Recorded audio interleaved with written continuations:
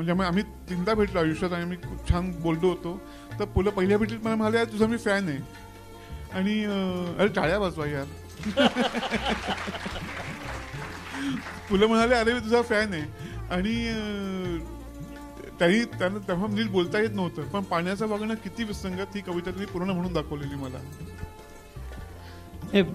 म्हणजे अशा प्रकारचे अभिप्राय तुम्हाला मिळतात.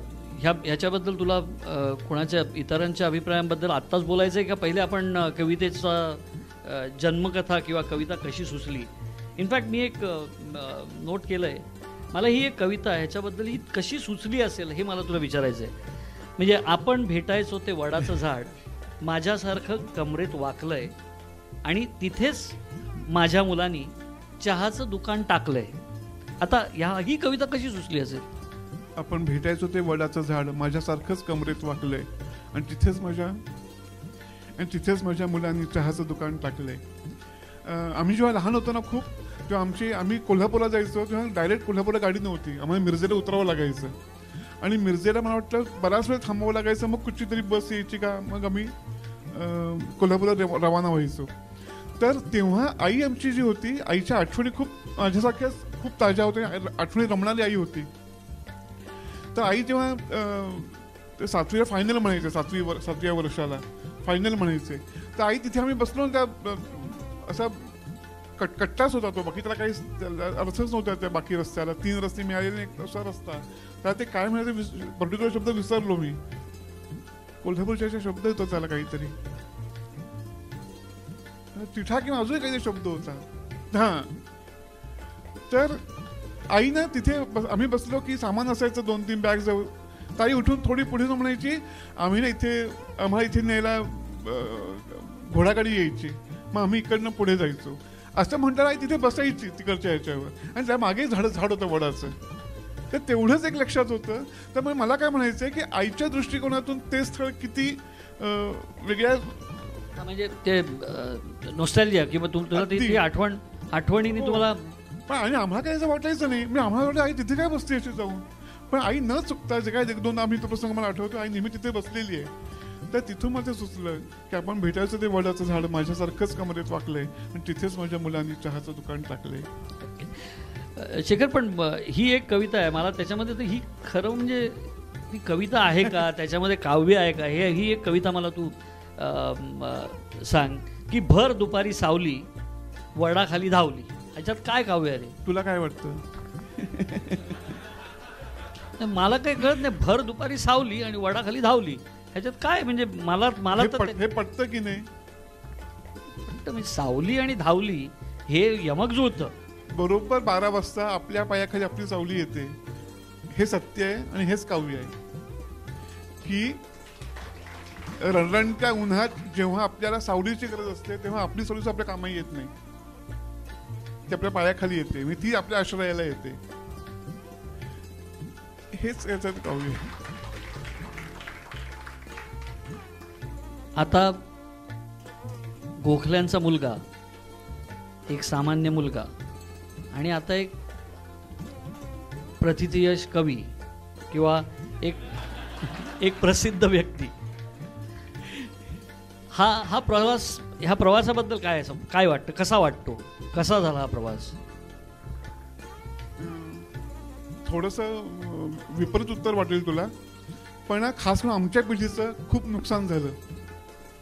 आताची मुलं खूप नशीबवान आहेत, पण माझा जन्म 1962 सालचा, आणि त्यावेळी ना नुकते फिल्म इंडस्ट्री आकार घेत होती, आणि आम्ही जी मुलं मध्यमवर्गीय घरातनं 4-5 वर्षाचं असल्यापासून मी जे पिक्चर घरून दाखवले जायचे ते बघून आम्ही बघायचो ना, त्यातली मुठभर मुलं अशी होती की त्यांना त्यातल्या क्षेत्रातलं काहीतरी खुणवायला लागलं होतं.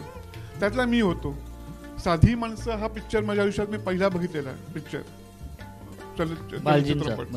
भालचींचा, आणि तो शुभशकून मानतो मी की इतका सुंदर चित्रपटाचा माझी सुरुवात झाली. पण तिथून त्यामुळे कोंडमारा माझ्या आयुष्यात आला की मी जे तेव्हा सांगता येत नव्हतं, आणि जे करावं लागत होतं ते मला जमत नव्हतं. अशा कचाड्यात सापडून माझं बालपण खूप वाईटरित्या भरडलं गेलं, आणि त्या भरडण्यातनं मुक्त झालो मी लिहायला लागल्यावर. मुक्त करून घेतलं स्वतःला मी. हा माझा प्रवास आहे तुला खरं सांगायचं तर.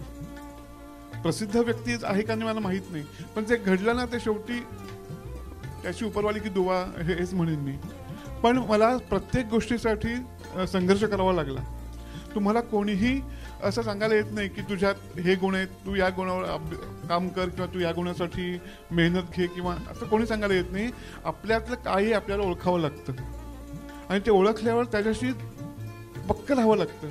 नाहीतर तुमच्या मध्यमवर्गीय घरातले आणि शाळेतले संस्कार तुम्हाला पूर्ण कोलॅप्स करायला, विटांची भट्टी असते ती. साचा म्हणजे साचा तो तयार करायचा, त्याच्यात बाकीचं बघायचं नाही. ती वीट त्या मापाची आणि त्याच वजनाची आणि त्याच आकाराची असायला हवी, हा अट्टहास असतो. आणि मी असं मुळीच म्हणत नाही की माझ्या आईवडिलांचं चुकलं. ती समाजाची ती पिढीच तशी होती की चित्रपट म्हणजे निव्वळ वाया जाण्याचे धंदे. आणि मुख्य ते वयच होतं की मला ते सांगता येत नव्हतं मी काय करू शकतो. पण त्या द्विधा मनस्थितीत माझं बालपण खूप गेलं आणि त्याच्यातून मी निष्ठेने चिकटून राहिलो आणि माझ्या प्रांतात मी परत आलो असं मला वाटतं. पण जसं म्हणतात की प्रत्येकाला कोणीतरी एक गॉडफादर म्हणण्यापेक्षा स्वतःची ओळख स्वतःला पटते, पण ती पुढे लोकांपुढे आणण्यासाठी कोणीतरी लागतं. तसं तुझ्या बाबतीत झालं असेल की कोणीतरी तुला की शेखर हे तू जे लिहिलंयस हे काही असामान्य आहे किंवा हे सामान्य मनुष्य करू शकत नाही, असं कोणीतरी तुला सांगितलं असेल किंवा त्याच्यातून. नाही, हे खूप उशिरा घडलं. पण आता तू म्हटलंच मला एक प्रसंग आठवला की मी ज्या शाळेत शिकत होतो तर त्या शाळेत दरवर्षी वार्षिकोत्सव व्हायचा आणि वार्षिकोत्सवाला त्याच्याबरोबर आधी 1 महिना किंवा 20 दिवस एक नोटीस लागायची नोटीस बोर्डवर की ज्या ज्या मुलांना नाटकात काम करायचं आहे त्याने अमुक शिक्षकाकडे नाव नोंदवा, ज्या लोकांना नृत्यात काम करायचं मुलांना त्याने अमुक शिक्षकाकडे नाव नोंदवा, ज्यांना नकला करायच्या त्यांनी हे करा, ज्यांना गाणं गायचं त्यांनी ते करा. तर एक दिवस 7वीत असं मला असं वाटलं की आपण नाटकात काम करावं, मला नाटकात काम करायचं आहे. आणि मी बाईंकडे नाव नोंदवायला गेलो आणि बाईंना मी सहज सांगितलं बाई मला नाटकात काम करायचं आहे. तर मी एकटा आगंतुक होतो तिथे, मला कोणी बोलवलं नव्हतं. पण तेव्हा पद्धत अशी होती की नोटीस बोर्डवर कितीही असं लिहिलं तरी हुशार मुलांनाच घेतलं जायचं. मग तो भांगडा नृत्य असो, नकला असो, नाटक असो, नाट्यछटा असो, सगळ्यात हुशार मुलं मिरवायची आणि आमच्यासारखी मुलं आम्ही स्वच्छ कपडे गणवेश घालून त्या दिवशी ग्राउंडवर बसून टाळ्या वाजवायचो. तर त्या दिवशी मी आगंतुक मीच होतो, मला न बोलावलेला. आणि बाई मला असं, या गोखले तुमची लायकी नसताना तुम्हाला हे आदरवाचक बहुवचन सहन होत नाही. त्या या गोखल्यामुळेच मी आधी अर्धा उत्साह गेला. आणि बाईना म्हणलं बाई मला नाटकात काम करायचंय. तर बाईना आयता हशा मिळवायचा चान्स मिळाला. त्या मला नाटकात काम करायचंय, आधी अभ्यासाचं बघा. आणि ती मुलं फिती हसली. त्याचा मला इतका त्रास झाला आणि तिथे मी पेटून उठलो आणि मी म्हटलं नाही, तुम्ही मला नाटकात काम करू देत नाही ना, तुम्ही माझं नाटक बसवी. आणि मी पहिलं नाटक आयुष्यात लिहिलं वेडागडी. त्याचं नाव ही वेडागडीच होतं. तर वेडागडी नाव ठेवलं. लेखक चंद्रशेखर गोखले, तिथे चंद्रशेखर गोखले हे नाव पहिल्यांदा आलं. आणि ते नाटक इतकं छान झालं की चाचणीच्या दिवशी बाईंना मान्य करावंच लागलं की नाटक छान आहे. आणि तिथून मी नाटकं लिहायलाच लागलो. माझ्या 10वी कसाबसा पास होईपर्यंत माझी दरवर्षी नाटकं मी लिहितच होतो. पण मी बरेचदा तुझ्या बोलण्यामध्ये, तुझ्या मुलाखतीमध्ये, काही कार्यक्रमामध्ये तुझ्या शाळेबद्दलचे हा एक अनुभव सांगितलास. असे अजून काही अनुभव तुझ्याकडे आहेत की ज्याच्यातून कडवट सूर जे तुझे आम्ही ऐकतो ते त्याच्या मागची कारणं ही आहेत? हो, म्हणजे मला हेच म्हणायचं की खूप लहानपणी आपण म्हणतो मुलं निरागस वगैरे असतात. मुलं अजिबात निरागस नसतात. मुलांना योग्य वेळी कुणाला मस्का लावायचा, कुणाच्या पुढे पुढे करायचं, कुणाची ट्रिंगल केली चालते, कुणाला हसलं तर प्रॉब्लेम नसतो, हे सगळं लहानपणापासून कळत असतं. आमच्यासारखी मुलांचा प्रॉब्लेम त्यामुळे होतो. आम्ही खूप म्हणजे कसा एक किस्सा आठवला की एकदा बाईने जोक सांगितला वर्गात की एका होडीत प्रवास करत असतात आणि होडी बुडायला लागते. तर एक जण गणपतीची प्रार्थना करतो की मला वाचव आणि गणपती उड्या म्हणून नाचायला लागतो. म्हणजे बरं झालं. तर का म्हणे दरवर्षी तुम्ही मला बुडवता आणि आता तू बुडतोस बघ. नाही, तुम्ही हसता पण मला हसायलाच नाही आलं. कारण मी म्हटलं अरे देवाशी आपलं नातं इतकं वेगळं आहे आणि लहानपणापासून मला जाणवत आलंय की देवाशी आपलं नातं इतकं वेगळं आहे. तर निव्वळ तुम्ही दरवर्षी बुडवता म्हणून मी बुडवीन असं गणपती कसा म्हणे. तर मी हसलो नाही. तर गोखले ढ म्हणजे याला जोक कळला नाही असं बाईंना वाटलं, आणि हा हसला नाही, हा अजून अपमान. बाई मला काय रे गोखले जोक कळला नाही का? मी म्हणलं जोक कळला, पण म्हटलं हा जोक पटला नाही. ही जी स्वतःची जडणघडण असते ना, त्याप्रती तुम्ही 100% प्रामाणिक असलं पाहिजे. तुम्ही वेळ मारून न्यायला हसला असता तर तुम्ही त्या कल्पात सामील झाला असतात, पण मी तसं होऊ दिलं नाही. मी नाही हसलो आणि सांगितलं की मला जोक वाटत नाही. मी आधीच मी बावळट फद्या म्हणून फेमस होतो, त्या बाईंच्या अजून एक त्याच्यात हे मिळालं की त्याला हे करायचं. पण मी इतका प्रामाणिक स्वतःशी राहिलो म्हणूनच तो बाउन्स म्हणून अजून वर आला असं मला वाटतं. ठीक आहे. शाळेला बरेच वर्ष झाली आहे. मी माझाला 25 वर्ष झाली. आता ह्या 25 वर्षामध्ये तू लिहायला लागल्यानंतर बरेच काव्यसंग्रह आले आणि तू ते तुझ्याकडे त्यांनी पाठवले लोकांनी प्रतिक्रिया किंवा त्याच्यावरती काही प्रस्तावना लिहा किंवा तुम्ही काहीतरी लिहून पाठवा.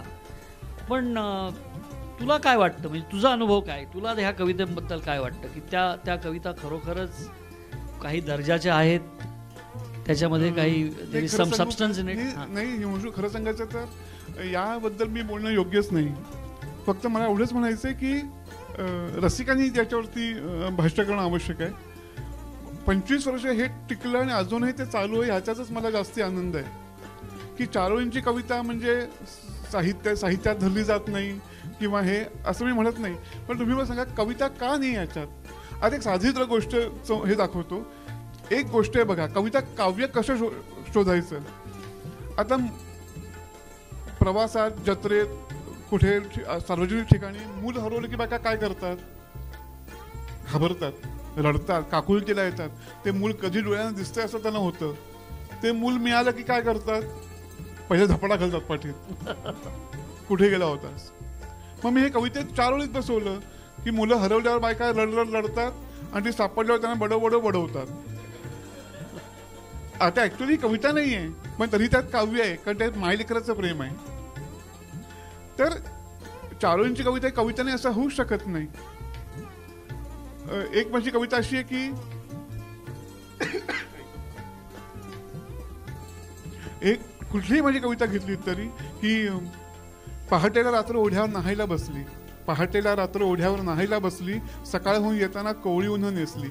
ही कविता नाहीये का? नाही कविता. तर मुळात असा शेरा मारून टाकायचा की चारोळींची कविता नाहीये म्हणून, तर हे मला मान्य नाही. तुम्ही असं म्हणा. आणि असं नाहीये की चारोळींची कविता मी माझ्यामुळे सुरू झाली. खूप आधीपासून मी माझाचा प्रवास सुरू आहे. म्हणजे रॉय केणीकरांचा अतिशय सुंदर काव्यसंग्रह होता उत्तरात्र, की जो जगात रसियामध्ये पोचला असता तर त्यांनी बहार उडवून दिली असती.